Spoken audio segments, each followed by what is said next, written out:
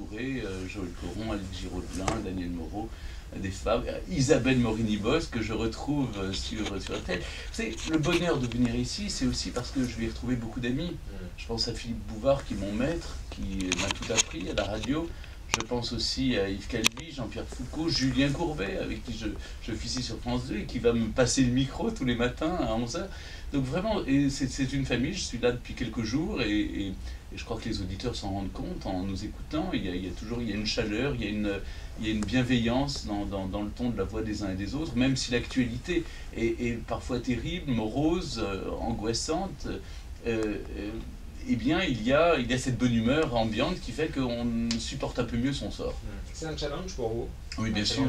Parce que... Bien sûr, là où j'étais numéro 1. Alors évidemment, j'arrive maintenant ici, il va falloir continuer à être numéro 1 à cette heure, à la bonne heure, justement.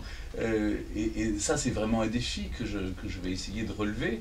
En étant moi-même. Les gens me disent, est-ce que ça va ressembler à l'émission que vous faisiez avant? Je vais faire une émission qui me ressemble, c'est-à-dire il y a un invité tous les jours, et puis eh bien, on va s'amuser avec lui, on va lui poser plein de questions, parfois très impertinentes, et puis ces chroniques qui vont être parfois grinçantes, mordantes, jamais agressives, parce qu'on est là pour, évidemment, on est là pour détendre, mais je crois que les auditeurs aiment bien que les personnalités qui vont venir, et qui viennent parce qu'ils savent qu'elles seront bien reçues, gentiment en tout cas, pourront parfois se faire rincer, pourront parfois être un petit peu bousculés, mais être bousculé, c'est pas être agressé.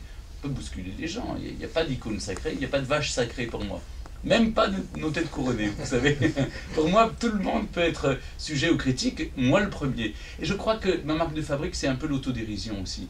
Je crois que j'aime bien qu'on se moque de moi, je suis le premier à me moquer de moi-même. Vous savez, mes lancements de disques sont réputés comme étant peu propices aux Jeux Olympiques. C'est un exercice difficile. C'est un exercice difficile, surtout quand c'est en anglais, même si je parle parfaitement l'anglais, mais je ne sais pas pourquoi je bloque sur les disques. Mais je crois qu'on a envie de s'amuser tous ensemble pendant 1h30 et je dois dire, la direction d'RTL m'a laissé carte blanche pour m'entourer des esprits les plus frondeurs et les plus impertinents possibles. Alors, je suis certain que les auditeurs sont impatients de vous retrouver dès lundi, bien entendu, tout au long de cette saison. On va en reparler juste après 13h avec vous, jusqu'à 13h30, puisque Stéphane Bern, vous êtes l'invité de ce journal inattendu. RTL 12h58.